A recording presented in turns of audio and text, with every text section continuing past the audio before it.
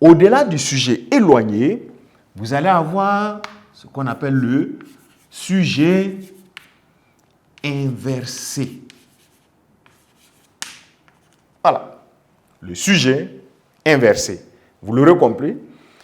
Le sujet inversé est donc le sujet, alors, il n'est ni ordinaire, il n'est ni éloigné, mais il a une position, n'est-ce pas, renversée par rapport au verbe.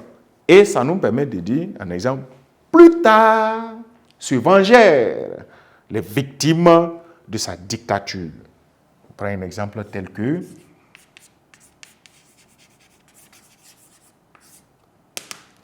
voilà. Plus tard, n'est-ce pas, se vengèrent, n'est-ce pas, les victimes de sa dictature.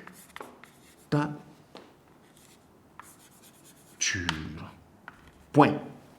Autrement dit, si vous prenez cette phrase, dans son organisation normale, si on veut l'amener à être comme un sujet, une phrase comportant un sujet ordinaire, vous allez voir qu'on va dire « Les victimes de sa dictature se vengèrent plus tard ».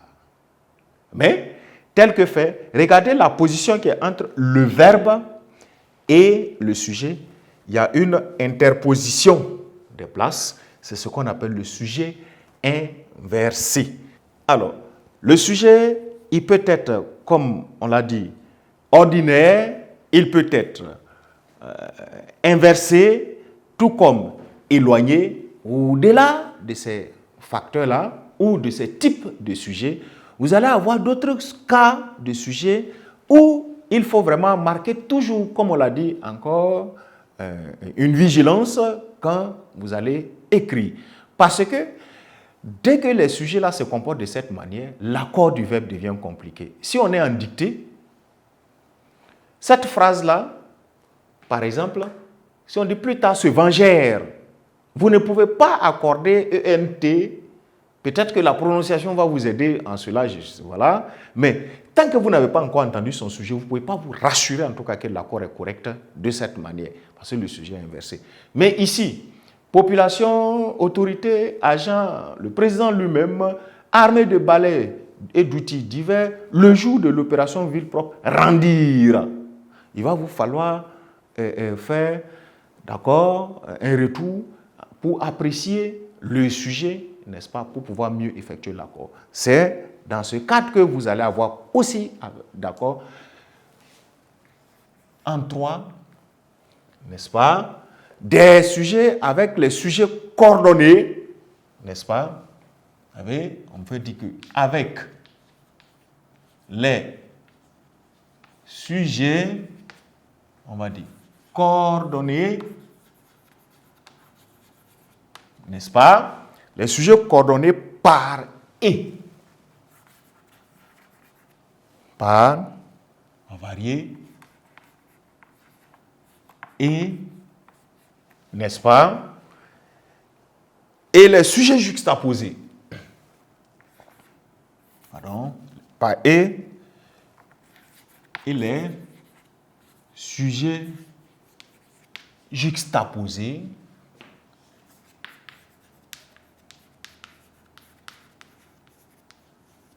Voilà. Et les sujets juxtaposés, le verbe se met au pluriel. Donc, on va dire que le verbe se met au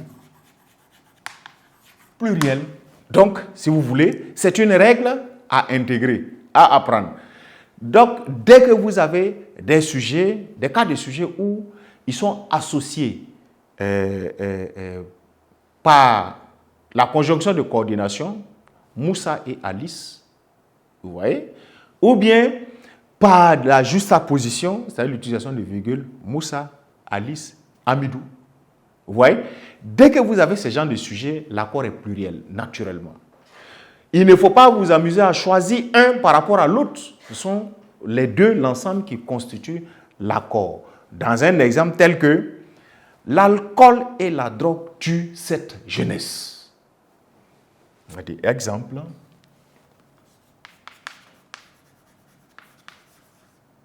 Voilà. L'alcool et la drogue. Vous voyez, l'alcool et la drogue tuent, n'est-ce pas, tuent cette jeunesse.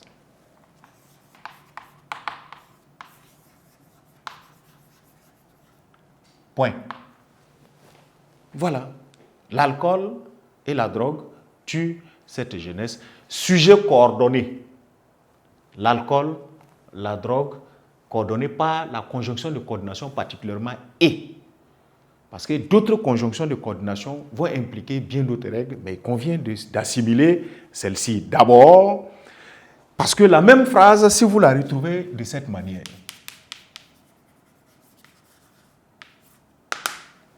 en disant l'alcool,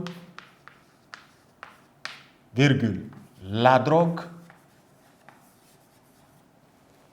d'accord, tue, l'accord est identique, tue cette jeunesse.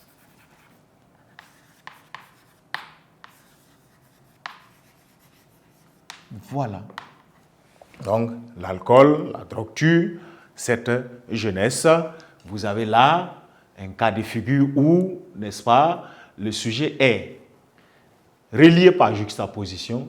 Ici, c'est relié par coordination. On pouvait ajouter les cas de juxtaposition. Hein. Voilà, l'alcool, la drogue, les cigarettes, les boissons fortes qui vont peut-être énergisantes. Vous voyez, n'empêche que le sujet prend un accord pluriel.